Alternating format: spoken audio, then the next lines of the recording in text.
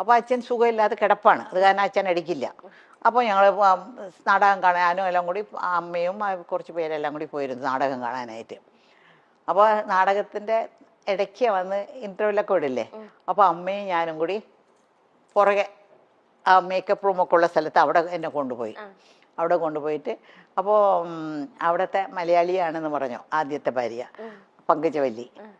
അപ്പോൾ അങ്ങേരോട് അമ്മ പറഞ്ഞു, അമ്മയോട് പറഞ്ഞു ഇങ്ങനെ എൻ്റെ മോളാണ്, ഇപ്പോൾ ഞങ്ങൾക്ക് കുറച്ച് പ്രശ്നങ്ങൾ. അമ്മ അവർ അങ്ങോട്ടും ഇങ്ങോട്ടും സംസാരിച്ചപ്പോൾ ഇവർ രണ്ടുപേരും ഒരേ നാട്ടുകാരാണ്, ഒരേ സ്ഥലത്തുള്ള ആൾക്കാരാണ്. അപ്പോൾ വളരെ അടുത്തവർ. അപ്പോൾ അമ്മ പറഞ്ഞു ഞങ്ങൾക്ക് പ്രശ്നങ്ങളാണ്, ഈ കൊച്ചേ ഉള്ളോ, ഇതിനെ അഭിനയിക്കാൻ വിടുന്നുണ്ട് എനിക്ക് എന്നൊക്കെ പറഞ്ഞു. അപ്പോൾ വീട്ടിലൊക്കെ ഞാൻ ചുമ്മാ ഒക്കെ ഇങ്ങനെ പാട്ടൊക്കെ പാടി ഡാൻസൊക്കെ ചുമ്മാ അതൊക്കെ ചെയ്യും, ഈ റേഡിയോയിലുള്ളത് കൊണ്ടല്ല. അപ്പോൾ അമ്മേൻ്റെ വിചാരം എനിക്ക് ഭയങ്കര ഇഷ്ടമെന്നാ. അപ്പോൾ അങ്ങനെ അവർ പറഞ്ഞു അങ്ങനെയാണോ, അങ്ങനെയാണെങ്കിൽ ഞങ്ങൾ പോയിട്ട് ഞങ്ങൾ ഇങ്ങനെ അത് അവിടത്തേക്ക് വരാനായിട്ട് ചെന്നൈയിലോട്ട് വരാനായിട്ട് പറയാമെന്ന് പറഞ്ഞിട്ട് അയച്ചിരുന്നു. അപ്പോൾ അവർ നാടകമെല്ലാം കഴിഞ്ഞിട്ട് പോയി. അവിടെ പോയിട്ട് ഒരാഴ്ചക്കകം ഞങ്ങൾക്ക് അവിടെ നിന്ന് ടിക്കറ്റും വരാനുള്ള ഡേറ്റും ഇന്ന സ്ഥലത്ത് വരണം എന്നൊക്കെ പറഞ്ഞ് അവർ വിളിച്ചു പറഞ്ഞ് ടിക്കറ്റൊക്കെ അയച്ചിരുന്നു. അങ്ങനെയാണ് ഞങ്ങൾ മെഡ്രാസിൽ ഞാനും എൻ്റെ അമ്മയും മാത്രമായിട്ട് മെഡ്രാസിൽ വരുന്നത്. അപ്പോൾ ഞങ്ങളുടെ വീട്ടിൽ കുറേ പിള്ളേരുണ്ടല്ലോ, അമ്മ എൻ്റെ കൂടെ നിൽക്കാനൊക്കില്ല. അപ്പോൾ എന്നെ വന്ന് എസ് എസ് രാജേന്ദ്രൻ്റെ പങ്കജവല്ലി ചേച്ചിയുടെ അടുത്ത് അമ്മയുടെ അടുത്ത് എന്നെ വിട്ടിട്ട് കുറേ പിള്ളേരുടെ കൂടെ ഞാനൊരു കൊച്ചായിട്ട് അവിടെ നിന്നു. അപ്പോൾ അവർ ഒരു ഡ്രാമ അവരൊരു ഡ്രാമ. അപ്പോൾ അപ്പോഴേക്കും ഈ വിജയകുമാരി എന്ന് പറഞ്ഞ ഒരു പ്രഗ്നൻ്റ് ആയിരുന്നു. അപ്പോൾ അവർക്ക് അവരുടെ റോൾ അഭിനയിക്കാനായിട്ട്, ഹീറോയിൻ തന്നെയാണ്, അവരുടെ റോൾ അഭിനയിക്കാനായിട്ട് എന്നെ എല്ലാം കെട്ടി 13 വയസ്സ് എത്ര വലുതുണ്ടാവും കെട്ടിയൊക്കെ ശരിയാക്കി. പക്ഷെ പൊക്കം ഉണ്ടായിരുന്നു, കാരണം ഞാൻ രക്ഷപ്പെട്ടു, ഇത്രയും തന്നെ പൊക്കം. അപ്പോൾ അങ്ങനെ നാടകത്തിൽ അഭിനയിച്ചു. റിഹേഴ്സലൊക്കെ കഴിഞ്ഞ് അവർ വീട്ടിൽ തന്നെ റിഹേഴ്സലൊക്കെ കഴിഞ്ഞ് അവർ ഒരു നാടകം ഫസ്റ്റ് ഡ്രാമ.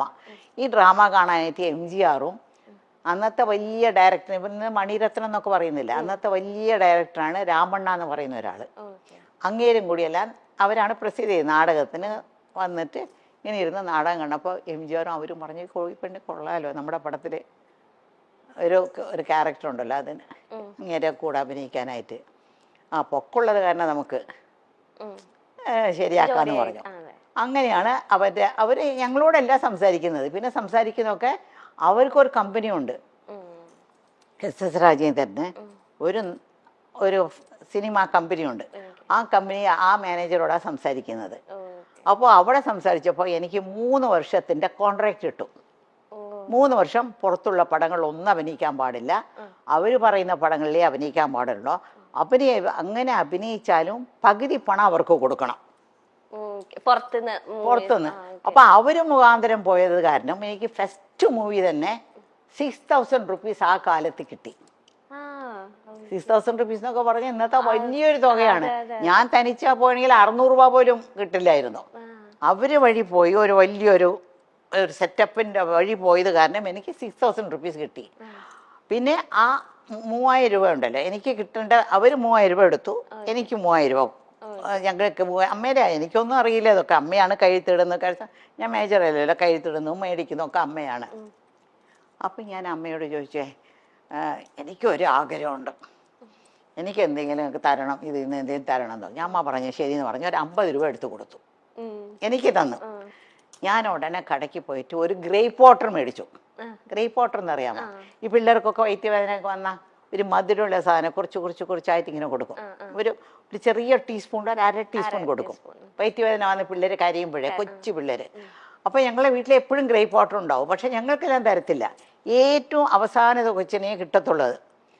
അപ്പോൾ ഞാൻ ആ സ്പൂൺ എടുത്ത് നക്കി നോക്കുമ്പോൾ എന്തൊരു മധുരമാണെന്നൊക്കെ തോന്നുന്നു എനിക്ക്. ആദ്യമായിട്ട് എൻ്റെ കാശിൽ ഞാൻ മേടിച്ച ഒരു ഗ്രേപ്പ് വാട്ടർ ബോട്ടിലായിരുന്നു. എന്നിട്ട് ഇത്രയും വലിയൊരു ബോട്ടിൽ 50 രൂപയ്ക്ക് കിട്ടി. അത് എടുത്ത് ഇങ്ങ് കുടിച്ചു. ആരും പിള്ളേരൊക്കെ കണ്ടാൽ കിട്ടില്ലല്ലോ, ഒരു വാതിലിൻ്റെ പുറകെ പോയി നിന്ന് കുടിക്കുന്നത്. പകുതി കഴിച്ചപ്പോൾ അതിലൊരു ലഹരിയുണ്ട് ആ ഗ്രേപ്പ് വാട്ടറിൽ. പകുതി കഴിച്ചപ്പോൾ തന്നെ എനിക്ക് ഒരു മാരിയായി, മത്ത് പിടിച്ച് തലയൊക്കെ ഒരു മാരിയായി. ഞാൻ പറഞ്ഞു അയ്യോ മതി എന്ന് വിചാരിച്ചിട്ട് പുറത്ത് വന്നിട്ട് ബാക്കിയുള്ളതെല്ലാം അവർക്കെല്ലാം കൊടുത്തു. അതാണ് എൻ്റെ ആദ്യത്തെ ശമ്പളത്തിൽ ഞാൻ ആദ്യം മേടിച്ചൊരു സാധനം. എനിക്കൊന്നും ഇത് അമ്മ എവിടെയും പറയുന്നത് ഞാൻ കേട്ടിട്ടേ ഇപ്പം അമ്മ പറഞ്ഞു ചെന്നൈയിലേക്ക് അമ്മേനെ ആ ഒരു ചേച്ചിയുടെ അടുത്ത് ആക്കിയിട്ട് അമ്മ പോയി. അപ്പം 13 വയസ്സേ ഉള്ളൂ. അപ്പം അമ്മയ്ക്ക് ഇങ്ങനെ ഒറ്റപ്പെടൽ ഇങ്ങനെ അനുഭവിച്ചു? ഒരു പുതിയ സ്ഥലം ഒറ്റപ്പെടൽ അനുഭവിച്ചില്ല. കാരണം ഞാൻ പോയി താമസിക്കുന്നത് പങ്കുചക്കാരെ വീട്ടില്. അവിടെ അവർക്കും കുറേ പിള്ളേരുണ്ട്. ഇന്ന് വരെയ്ക്കും അവരൊക്കെ എൻ്റെ ഭയങ്കര ക്ലോസ് ആണ് അവരെല്ലാം. അവർ 4 ആമക്കളും ഒരു പെണ്ണും. പിന്നെ അവരുടെ ഫാമിലിയിൽ ഒരു ചാക്ക് അരി എന്ന് പറഞ്ഞാൽ അന്നൊക്കെ 100 കിലോ ആണ്. ആ ഒരു ചാക്ക് അരിയാണ് അവർ വീട്ടിൽ ദിവസം ഉണ്ടാക്കുന്നത്. അത്രയും പേര് അവരുടെ വീട്ടിലൊന്ന് ഊണ് കഴിക്കും. ആര് വന്നാലും പോയാലും അവർ വീട്ടിലും ഉണ്ടാവും. MGR പറഞ്ഞ് കേട്ടിട്ടില്ല? MGR വീട്ടിൽ ആര് പോയാലും ഊണ് കഴിച്ചിട്ടേ വിടുള്ളൂ. അതുപോലെ SS രാജേന്ദ്രൻ്റെ വീട്ടിൽ ആര് പോയാലും അവർ ഊണ് കഴിച്ചിട്ടേ പോകാവൂ. ഒരു ചാക്കരി. അപ്പൊ എത്ര പേരുണ്ടാവണം? അത് കാരണം ഒറ്റപ്പെടലേ ഇല്ല എനിക്ക്. കളിച്ചും ചിരിച്ചും ഒക്കെ അങ്ങനെ നടക്കും. അതിനിടയ്ക്കാണ് ഈ പാസം പടത്തിന് പോയി. അങ്ങനെ പോയപ്പോ പിന്നെ അപ്പോഴാണ് പാസത്തിന്റെ ഇത് ആദ്യത്തെ ദിവസം ആ നാടകത്തിലൊന്ന് ആലോചിച്ച് നോക്ക്. ആദ്യത്തെ നാടകത്തിൽ തന്നെ എനിക്ക് MGRന്റെ പടം കിട്ടി. അപ്പൊ MGR ഷൂട്ടിംഗ് ആണ്. വാഹിനി വിജയ എന്ന് പറഞ്ഞ വലിയ സ്റ്റുഡിയോ ഉണ്ട് അവിടെ ആ സ്റ്റുഡിയോയിലാണ് ഷൂട്ടിംഗ് നടക്കുന്നത്. അപ്പോൾ ഷൂട്ടിംഗ് നടക്കുമ്പോൾ ഞാൻ ആദ്യത്തെ ഷൂട്ടിംഗ് തന്നെ ഞാൻ വന്ന് വിളമ്പും, ചോറിങ്ങനെ വിളമ്പും. അതിന് കാര്യം മറന്നുപോയി. അതായത് ആ ആദ്യത്തെ ഷൂട്ടിങ്ങിൽ തന്നെ അത് 2 ഭാഷയിലെടുക്കുന്നത്, തെലുങ്കിലും തമിഴിലും. ഇപ്പോൾ ഒക്കെ ഒരു പടം ഇപ്പോൾ മണിച്ചിത്രത്താഴ് എടുത്തുകൂടെ നല്ലതുപോലെ ഓടിയ പിന്നെയാണ് അവിടെ മുത്തു എന്ന് പറഞ്ഞെടുത്തത്. അത് വേറെ ദിവസം നല്ല ഓടിയ. അത് അന്നത്തെ അങ്ങനെയല്ല. NTR എന്ന് പറഞ്ഞാൽ അവിടുത്തെ ഏറ്റവും വലിയ തെലുങ്കിലെ ഹീറോ ആണ്. MGR ഇവിടെ തമിഴ്നാട്ടിലെ വലിയ ഹീറോ ആണ്. NTRന്റെ പേരായിട്ട് ശാരദ, നമ്മുടെ ശാരദയില്ലേ, ആ ശാരദയും ഞാൻ MGRന്റെ പേരായിട്ട്.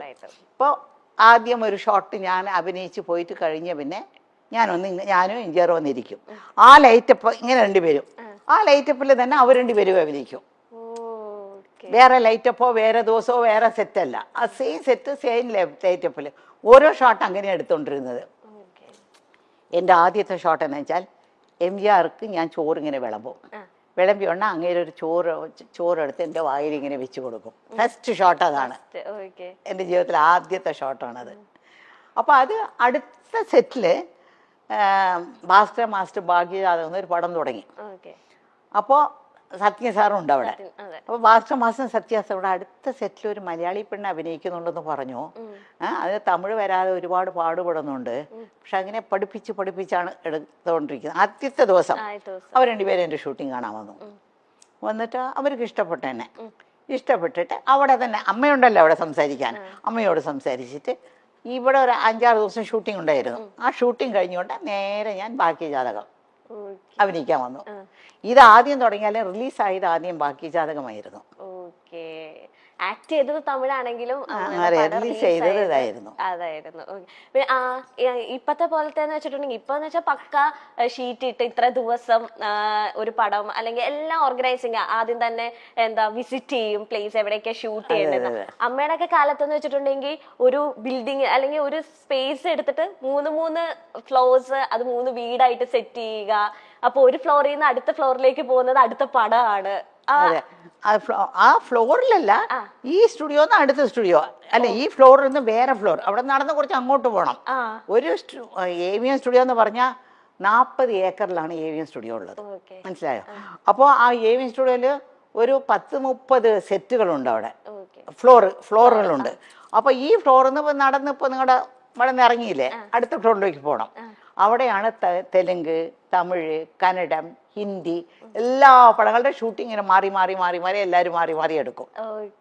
അത് എങ്ങനെ അമ്മയ്ക്ക് അത് പറ്റും? ഞാൻ അമ്മ പറയുമ്പോ അത് ഭയങ്കര അത്ഭുതത്തോടെ, കാരണം ഒരു ക്യാരക്ടർ അല്ലല്ലോ അടുത്ത പടത്തിൽ, അത് വേറെ കോസ്റ്റ്യൂം ഇട്ടിട്ട് അതെങ്ങനെ ഉൾക്കൊള്ളാൻ പറ്റുന്നത് പെട്ടെന്ന്? കുറച്ച് നാളായപ്പോ നമുക്ക് അങ്ങ് പരിചയമായി. എനിക്ക് അതൊരു വലിയ ഒരു പാടായിട്ടൊന്നും തോന്നിയിട്ടില്ല, കഷ്ടമായിട്ടൊന്നും തോന്നിയിട്ടില്ല. അങ്ങനെ കാലത്ത് അന്നൊക്കെ ഞങ്ങളുടെ അടുത്ത് കോൾ ഷീറ്റ് മേടിക്കുന്നു. ഇപ്പൊക്കെ ഒരു പടത്തിനാണ് കോൾ ഷീറ്റ്. 40 ദിവസം കോൾ ഷീറ്റ് കൊടുത്താൽ ആ പടം തീർക്കാം. പക്ഷെ അങ്ങനെയല്ല, അവിടെ എല്ലാം ചെന്നൈയിലും അടുത്തടുത്തടുത്ത സ്റ്റുഡിയോ ആയതുകൊണ്ട് ഒരു പടത്തിന് ദിവസവും 7 to 1, അതായത് കാലത്ത് 7 മണി മുതൽ 1 മണി വരെയും കോൾ ഷീറ്റ് കൊടുക്കും. കോൾ ഷീറ്റ് കൊടുത്താൽ ആ ഒരു 10-15 ദിവസം കൊണ്ട് ആ പടം തീർക്കും. അല്ലെങ്കിൽ അടുത്ത മാസം ഷെഡ്യൂൾ കൊടുക്കും. അത് കഴിഞ്ഞാൽ പിന്നെ ഉച്ചയ്ക്ക് 2 to 9 ഒന്നുണ്ട്, 2 മണി മുതൽ 9 മണി വരെയും ഷൂട്ടിംഗ് ഉണ്ട്. അങ്ങനെ ഒരു പടത്തിന് കൊടുക്കും. അത് ഒരു 10-15-20 ദിവസം കൊടുക്കും. പിന്നെ രാത്രി 10 to 2 എന്ന് പറഞ്ഞൊരു ഷൂട്ടിംഗ് ഉണ്ട്, 10 to 2. അത് വരയ്ക്കും. ചില തീർക്കാൻ പോകുന്ന പടങ്ങളുണ്ട്, അപ്പം 10 to 5 വർക്ക് ചെയ്യും. അപ്പോൾ ഇത് മൂന്നും കഴിഞ്ഞിട്ട് ഞാൻ മേക്കപ്പ് റൂമിൽ പോയി ഇങ്ങനെ പല്ലൊക്കെ തേച്ചിട്ട് വേറെ കാസ്റ്റ്യൂമൊക്കെ ഇട്ടിട്ടാണ് പോകുന്നത്. അടുത്ത ഇത് തന്നെ പിറ്റേ ദിവസം 7 to 1 പോകുന്നത്. അപ്പൊ ഒരു ദിവസം മൊത്തം 4 പടമൊക്കെ അഭിനയിച്ചിട്ടുണ്ട്. ഒരു ദിവസം 4 പടം. ഇപ്പൊ രാവിലെ നോക്കിയാ ഷീലാമ്മ, ഞങ്ങൾ അന്ന് നസീർ സാറിന്റെ നായികയായി കാണുമ്പോഴും ഇപ്പൊ കെന്ന ഷോയിൽ വന്നിരിക്കുമ്പോഴും സൗന്ദര്യത്തിന്റെ കാര്യത്തിൽ ഷീലാമ്മയെ കടത്തിവെട്ടാൻ ഇവിടുത്തെ ഒരു നായിക നടിക്കും സാധിക്കില്ല. എന്താണ് ഷീലാമ്മയുടെ ഈ സൗന്ദര്യ രഹസ്യം? അയ്യോ, ഇതെന്തോന്നാ ചോദ്യം? ഇത് എല്ലാ നടികളോടും നിങ്ങൾ ചോദിക്കുന്ന ചോദ്യമല്ലേ? വേറെ പുതിയതായിട്ട് വല്ലതും ചോദിക്കൂ. എനിക്കത് അന്ന് നല്ല സൗന്ദര്യമൊന്നും ഇപ്പോഴില്ലെന്ന് എനിക്ക് നല്ലപോലെ അറിയാം. ഓർഡിനറി ഒരു സ്ത്രീ, ഈ പ്രായത്തിന് ഒത്ത ഒരു സ്ത്രീ ആയിട്ട് ഞാൻ എന്നെ കാണുന്നുള്ളൂ. പക്ഷെ ഞാൻ ആദ്യമായിട്ടാണ് ഷീലാമ്മനെ നേരിട്ട് കാണുന്നത്. ഞാനിങ്ങനെ ഇന്റർവ്യൂസ് അല്ലെങ്കിൽ നമ്മൾ ടിവിയിലൂടെ മൊബൈൽ ഫോൺസിലൂടെ ഒക്കെ ആണല്ലോ ഇന്റർവ്യൂസ് ഒക്കെ കണ്ടിട്ടുള്ളൂ. അപ്പം ഞാനപ്പോ ഓർക്കാം, അമ്മ ഇപ്പൊ നല്ല സുന്ദരമായിട്ടിരിക്കും, അപ്പൊ ആ കാലത്ത് എന്ത് ഭംഗിയായിരിക്കും. നമുക്ക് ആ കാലത്തിൽ അമ്മേനെ നേരിട്ട് കാണാനൊന്നും സാധിച്ചിട്ടില്ലല്ലോ, അപ്പൊ എന്ത് ഭംഗിയായിരിക്കും എന്ന് ഞാനിങ്ങനെ ആലോചിക്കുകയായിരുന്നു. അമ്മ എന്തെങ്കിലും ഡയറ്റോ അങ്ങനെ എന്തെങ്കിലുമൊക്കെ ഫോളോ ചെയ്യുന്നുണ്ട് ഇപ്പം? അതെ, ഞാൻ പറയട്ടെ, സിനിമയിൽ വന്ന് 10-20 കൊല്ലം കഴിഞ്ഞിട്ടാണ് ഞാൻ അഭിനയം നിർത്തിയിട്ട് ഞാൻ ഊട്ടിയിൽ പോയി പിന്നെ മകന് വേണ്ടി പോയത്. ഈ 10-20 കൊല്ലം വരയ്ക്കും ഞാൻ അഭിനയിച്ചുകൊണ്ടിരുന്ന കാലം വരയ്ക്കും ഫേഷ്യൽ എന്ന് പറയുന്ന സാധനം എനിക്ക് അറിയില്ല. അറിഞ്ഞെങ്കിൽ ചെയ്തേനെ. അന്നൊന്നും ഇല്ല, ഫേഷ്യലൊന്നും ഇല്ല. ഇപ്പൊ ഫേഷ്യൽ ചെയ്താൽ ഭംഗി വരും, ഫേഷ്യൽ ചെയ്താൽ അത് വരും പറഞ്ഞാൽ അതൊക്കെ ചുമ്മാ. ഒരു ഫ്രഷ്നെസ് കിട്ടും. ഫേഷ്യൽ ചെയ്ത ഒരു ഫ്രഷ് ആയിരിക്കും. ഒരു കല്യാണപ്പെണ്ണ്, ഇപ്പോൾ കല്യാണപ്പെണ്ണിൻ്റെ അമ്മയും കല്യാണപ്പെണ്ണിൻ്റെ അച്ഛനും എല്ലാവരും ഫേഷ്യൽ ചെയ്ത് എന്തൊക്കെയോ മുഖത്തൊക്കെ ഇട്ടിട്ട് അങ്ങനെയല്ലേ. പക്ഷേ ഞങ്ങൾക്കൊന്നും ആ കാലത്ത് അത് ഇല്ല. ഇരുന്നെങ്കിൽ ചെയ്യുമായിരുന്നു. അതെനിക്കറിയില്ല, ആ സമയത്തൊന്നും ഞങ്ങൾ ചെയ്തില്ല. സിനിമയൊക്കെ അഭിനയിച്ച് വീട്ടിൽ ചുമ്മാതിരിക്കുമ്പോൾ വേറെ ജോലിയൊന്നും ഇല്ലാതിരിക്കുമ്പോൾ ഇവരൊക്കെ കൂട്ടുകാരികളെല്ലാം ഫേഷ്യൽ ചെയ്യാനായിട്ട് ബ്യൂട്ടി പാർലർ പോകുന്നുണ്ടോ, എന്നാൽ നമുക്ക് സുന്ദരിയാവാന്ന് പറഞ്ഞ് പോയി ചെയ്തിട്ടുണ്ട്. വീട്ടിലത്തെ പൊടിക്കൈകളൊക്കെ അമ്മ ട്രൈ ചെയ്യാറുണ്ടോ? മഞ്ഞള്, നമ്മളൊക്കെ ചേർന്ന് മഞ്ഞൾ അരച്ച് കടലമാവ് ഇടും, അങ്ങനെ അതൊന്നും ഞാൻ ചെയ്യാം. അതൊന്നും എന്നെ കൊണ്ട് വയ്യ. അത്രയും ക്ഷമയൊന്നും എനിക്കില്ല.